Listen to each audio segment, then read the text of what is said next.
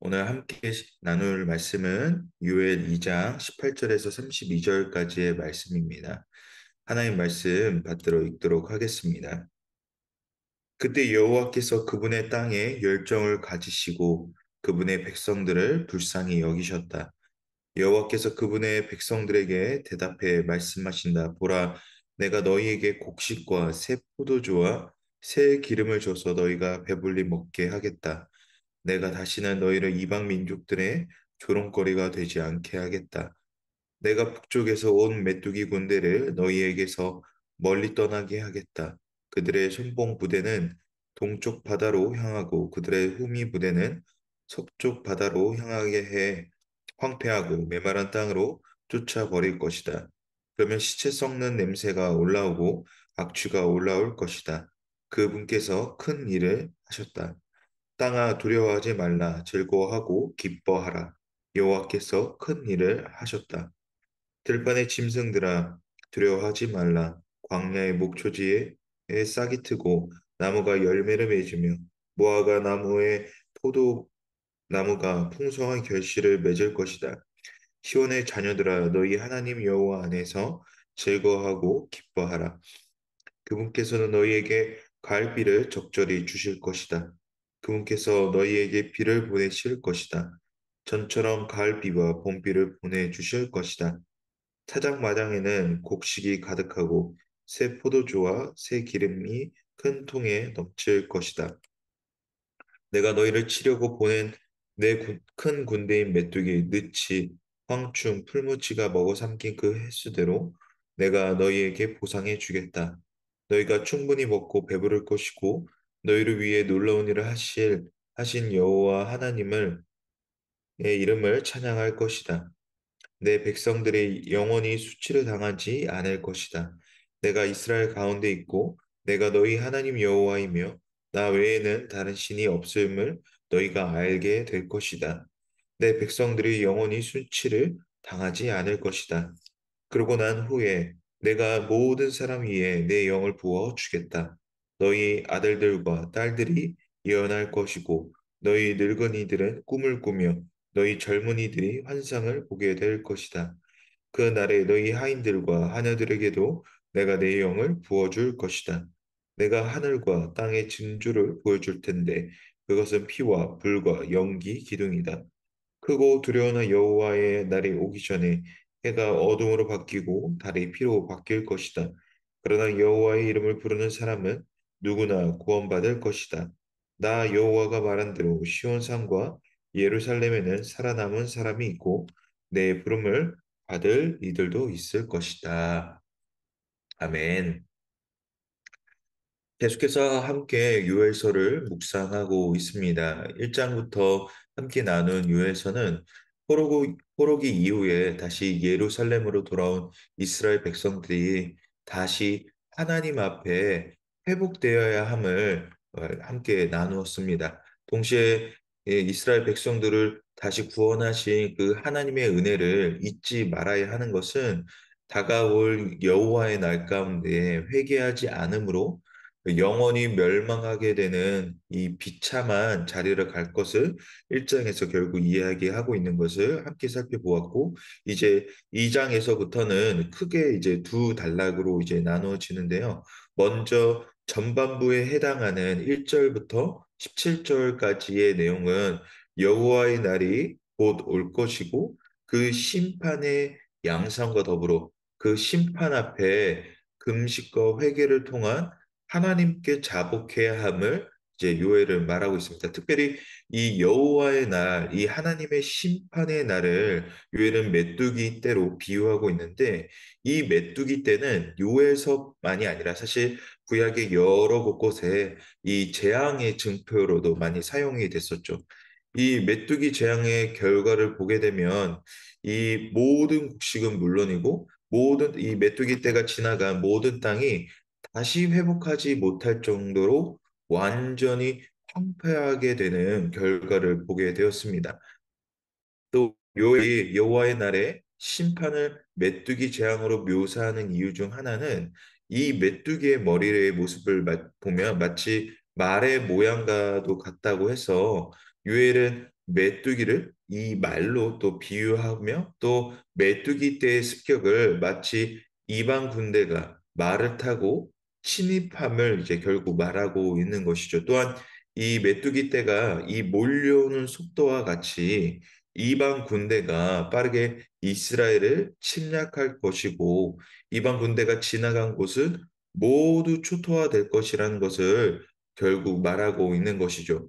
여기서 이제 분명하게 우리가 알 수 있는 것은 이 재앙은 여태껏 보여주셨던 한 나라나 어떤 지역적 멸망이 아니라 어떤 선택적 심판과 재앙이 아니라 모든 나라와 열방에 이르기까지 결국 맞이하게 될 이 최후의 심판을 이야기하고 있는 것입니다.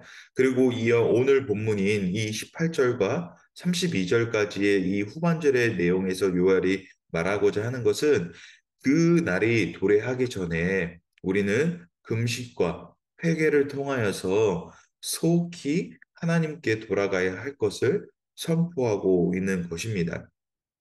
우리 함께 18절 다시 한번 보도록 하겠습니다. 그때 여호와께서 그분의 땅에 열정을 가지시고 그분의 백성들을 불쌍히 여기셨다.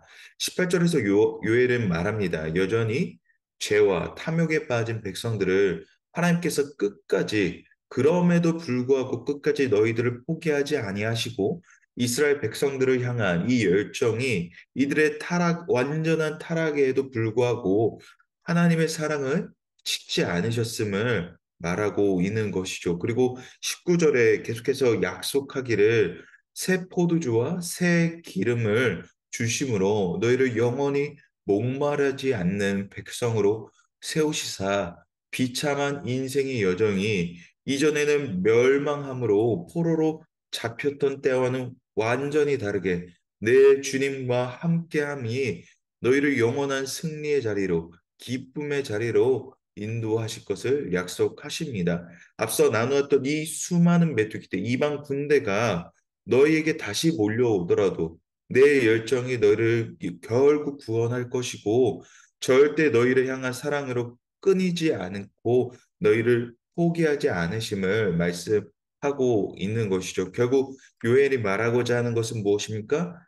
마지막 때가 되어 주께 돌아오지 말고 그 날이 오기 전에 속히 주님께 돌아오라고 말하고 있는 것이죠. 마지막 날이 오기 전까지 주님은 결코 너희를 향한 사랑이 식지 않으신다라는 것을 말하고 있는 것입니다. 사랑하는 성도 여러분, 오늘 우리에게도 동일하게 이 하나님의 사랑, 우리를 향한 열정이 있으심을 믿으십니까? 이스라엘 백성들이 결국 주님을 완전히 떠났음에도 불구하고 그 사랑과 열정을 포기하지 않으심으로 독생자 예수 그리스도를 보내사 이 죄의 지독함보다 하나님의 사랑이 얼마나 더 지독하다는 것을 이미 증명하고 보이셨음을 우리가 알고 있습니다. 또 오늘 이 은혜를 기억함으로 우리는 주님을 사랑하는 자리로 나아가야 할 줄을 믿습니다. 그 주님의 사랑 앞에 오늘 나는 주님을 얼마나 사랑하는 삶을 살아가고 있는지 돌아보기를 원합니다. 주님보다 기쁜 것이 많은지, 주님보다 사랑하는 삶이 내 안에는 더 많지 않은지 돌아봐야 할 것 같습니다. 분명히 주님을 사랑함이 내 영혼에 영원한 만족을 주심을 알지만 여전히 나 중심적인 삶의 태도로 인하여 이미 내 마음의 자리에는 주님의 자리는 없는 것은 아닌지 돌아봐야 할 것 같습니다. 어느샌가부터 익숙한 말씀, 또 기도, 또 매주 드려지는 이 예배가 어찌 보면 그저 당연한 이 삶의 영역으로 들어와 오지는 않았는지, 하나님을 예배하는 것이 쉽게 여겨지고 있는지, 아니면 늘 어려움 속에 하나님을 예배하는 것이 우리 안에 있는지 당연하다 보면 사실 너무 쉽게 편해집니다. 이 대학 청년부 금요 모임 가운데 이런 이야기를 함께 나누었는데 유학 생활을 하고 있는 친구들이 이제 대부분인지라 이제 처음으로 혼자 생활을 하게 된다는 것입니다. 여러 가지 새로운 것도 이제 접하고 또 이 통제가 없다 보니 사실 너무나 이 자유를 이제 만끽하게 된다라는 것이죠. 그런데 그런 생활이 이제 몇 개월 되지 않은 채 벌써 한국의 집이 그리워지고 부모님이 생각이 나고 집밥이 생각나고 난다라는 것입니다. 이전에는 이제 몰랐으나 그 자리가 너무 귀했음을 깨닫게 된다라는 것이죠. 너무나 사실 가까웠기에 편하게 되었던 부모님, 또 어머니가 정성스럽게 차려준 그 밥이 예전에는 밖에서 친구들이랑 먹는 것이 더 즐거웠다면 이제는 오히려 그 부모님이 또 어머님의 차려주신 그 밥상이 너무나 그리워졌다라는 것이죠. 그렇습니다. 편하면 사실 소중한 것을 너무 쉽게 잊어버리게 됩니다. 오늘 우리의 마음을 돌아보며 우리는 주님을 얼마나 귀하게 내 삶 속에, 내 삶의 자리에 모시고 있는지, 정말 오늘 우리의 이슬 속에서 주님 없이는 살아갈 수 없는 인생을 고백하고 있는지 한번 우리의 삶을 돌아봐야 할 것 같습니다. 편해진 이 신앙 가운데에 주님은 여전히 우리를 향한 사랑이 식지 않으셨음을 말하시면서 다시 회복과 은혜가 있는 자리로 초대하심을 오늘 말씀을 통해 우리는 함께 살펴보게 됩니다.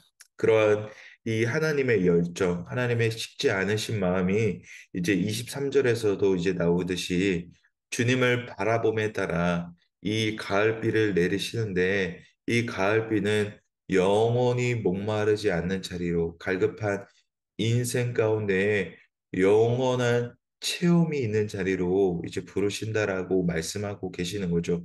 여전히 주님께서는 한결같이 그 자리에서 우리를 기다리고 계심을 보게 되는 것이죠. 이 은혜와 기쁨의 평강이 그저 가뭄에 콩나듯 우리에게 주시는 것이 아니라 24절에서 말하듯이 늘 소망하고 구하는 자에게 곡식과 새 포도주와 기름이 가득하듯 풍성하게 우리에게 부어주실 것을 약속하고 계십니다. 그렇습니다. 주님을 기뻐하는 자들은 주님이 주시는 은혜의 풍성함을 누리게 됩니다. 은혜의 풍성함을 누리게 된다는 것은 때때로 마주하는 어려움들이 그저 수치와 비참함으로 끝나는 것이 아니라 오히려 어려움 속에서 은혜를 주심을 통해 감사와 찬양의 고백이 우리의 입술 가운데 나온다라는 것이 은혜의 풍성함을 누리고 있다라는 것이죠.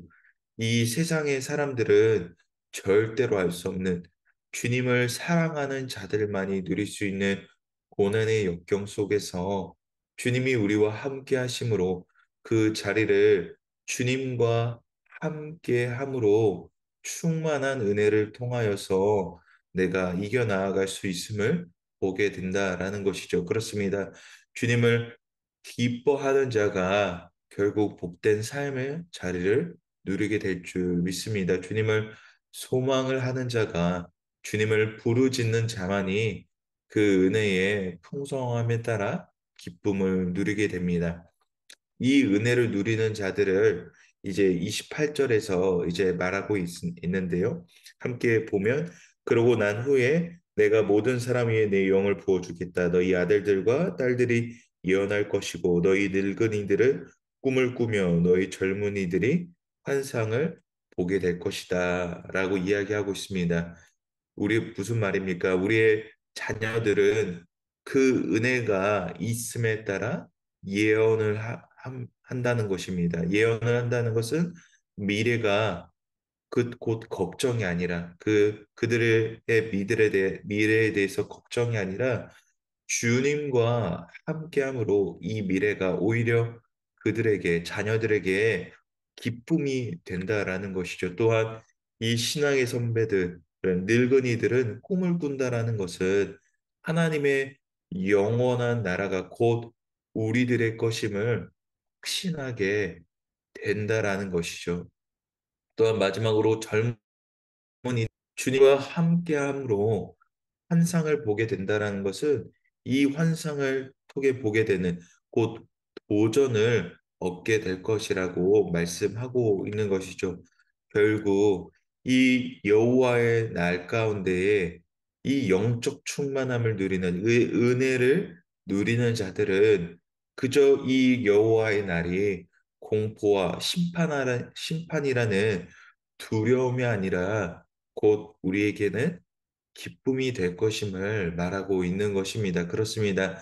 주님을 진정으로 기뻐함은 오늘 우리의 담대함이 될 줄을 믿습니다. 진정으로 주님을 사랑하고 찬양하는 자가 되기를 소망합니다. 왜 우리에게 능력과 권세가 없습니까? 사실 주님을 진정으로 기뻐하지 않기 때문에 그렇습니다. 기뻐한다는 것은 무엇입니까? 주님만으로 충분하다라는 것이죠. 우리는 진정으로 주님만으로 만족하는 그런 삶의 고백이 우리에게 있는지, 주님만이 내 인생에 족하지 아니하므로 이미 내 안에 다른 것을 채워놓고 있지는 않은지, 결국 우리가 주님으로 인하여 기뻐해야 함은 우리에게 주님이 친히 손을 내밀어 우리에게 오셨다라는 것이죠. 주님을 우리가 기뻐할 수밖에 없는 것은 내가 주님께 먼저 손을 내미는 것이 아니라 주님이 우리에게 먼저 손 내미시사 우리에게 찾아오셨다라는 것이죠. 그런 주님이 우리에게 이렇게 말씀하십니다. 영원한 목마르지 않는 사랑에 다시 나아오기를 소망한다. 나를 만나 주셨던 그 기쁨과 회복이 내 안에 다시 세워짐에 따라 역시 주님 없이는 저는 안 됩니다. 저는 주님 없는 인생은 꿈꿀 수가 없음을 고백하는 그 은혜가 우리 안에 있게 되기를 소망합니다. 오늘 우리는 다시 일어나 나를 만나셨던 그때를 과거를 현재로 바꾸기를 기도하기를 원합니다. 내가 정말 주님을 깊게 만났던 그때를 예전에 경험되어지는 것이 아니라 오늘도 다시 하나님 주님을 정말로 기뻐했던 그때를 다시 회복시켜 주시옵소서. 내가 결국 머물러 있어야 할 자리가 분명히 주님과 함께함에는 자리에 있어야 됨을 내가 알매도 불구하고 여전히 내 마음에 주님을 향한 빈 자리는 없음을 회개하기를 원합니다. 그 하나님의 마음 가운데 다시 주님께 나아가는 그 마음을 회복하기를 원하오니 주님, 내 마음의 빈자리를 주님께 드립니다. 내가 정말 결국에는 주님 없이는 안 되는 인생임을 하나님 내가 다시 주님 앞에 회복하기를 원합니다. 그러한 마음이 오늘도 우리 안에 있게 되기를 소망합니다. 사랑하는 성도 여러분, 정말 주님과 함께함이 기쁨으로 우리에게 다가오기를 소망합니다. 그저 습관처럼의 주님을 사랑한다라는 고백이 아니라 내게 주님이 있기에 내가 기쁩니다. 그러한 고백이 우리에게 있게 되기를 소망합니다. 정말 기쁜다라는 것은 내 안에 그 은혜가 충만함을 곧 이야기를 하고 있는 것입니다. 사랑하는 성도 여러분, 오늘 그 은혜의 충만함은 내 안에서 주님을 기뻐함에 따라 주어짐을 깨달아 오늘도 우리의 입술 속에서 하나님, 내가 주님께 속해 있기를 원합니다. 내가 주님 없이는 안 되는 그러한 인생입니다. 정말 주님만 있으면 괜찮은, 주님 없이는 결국에는 안 돼요. 라는 그러한 진정한 고백과 회개가 오늘 우리 모두 가운데 있게 되기를 정말로 주님의 이름으로 축원합니다.